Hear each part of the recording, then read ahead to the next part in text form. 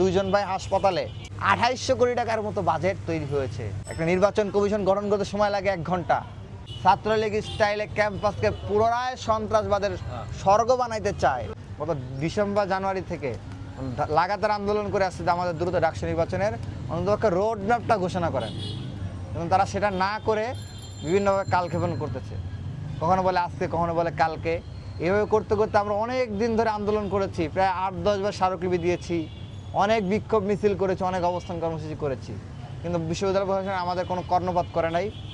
শেষমেশ আমরা দেখলাম যে একটা দায় সারা টাইম লাইন ঘোষণা করলো, যে টাইম লাইনে কোনো কিছু সুস্পষ্ট নাই, শুধু বললো ১৫ মের মধ্যে নির্বাচন কমিশনটা গঠন করবে, ১৫ মের মধ্যে। কিন্তু আজকে ২৩ মে অতিক্রম হয়ে যাচ্ছে, ২৪ মে, অথচ এখন পর্যন্ত ডাকসু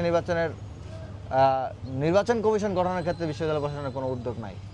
তা আমরা এটা অস্পষ্ট আমরা বুঝতে পারছি না যে তারা কেন, কোথায় এটা আটকাইতেছে। তা আমরা তাদেরকে বারবার জিজ্ঞেস করছি যে ৩টা মানুষ মৃত্যুর সাথে পাঞ্জা লড়তেছে, তারপরও ডাকসু নির্বাচন কমিশন গঠন করতে তাদের বাধাটা কোথায়? ডাকসু নির্বাচন হইলে যারা টেন্ডারবাজি করতে চায়, চাঁদাবাজি করতে চায়, ছাত্রলীগ স্টাইলে ক্যাম্পাসকে পুনরায় সন্ত্রাসবাদের স্বর্গ বানাইতে চায় এবং সন্ত্রাসের রাজনীতি প্রতিষ্ঠা করতে চায়, তাদের জন্য সবথেকে বড় থ্রেট এই ডাকসু নির্বাচন আটকে দিতে বিশ্ববিদ্যালয় প্রশাসন কোথাও না কোথাও থেকে প্রেসার দিচ্ছে।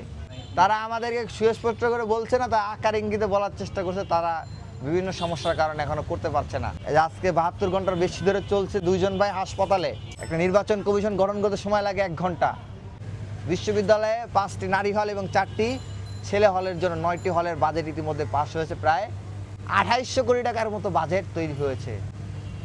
আগে ডাকসু যদি হইতো তাহলে এই বাজেটটা কোন প্রক্রিয়ায় ব্যয় হচ্ছে সেইটা নিয়ে প্রশ্ন করার জন্য শিক্ষার্থীদের নির্বাচিত প্রতিনিধি থাকতো। তারা এটা অবজার্ভ করতো, দেখভাল করতো যে টাকাটা ঠিকভাবে ব্যয় হচ্ছে কিনা। সেই জন্য ছাত্রলীগ ডাকসু হইতে দিত না। তাদের অ্যাবসোলুট ক্ষমতা থাকা সত্ত্বেও তারা কিন্তু ডাকসু দিতে চাইতো না, দেয় নাই।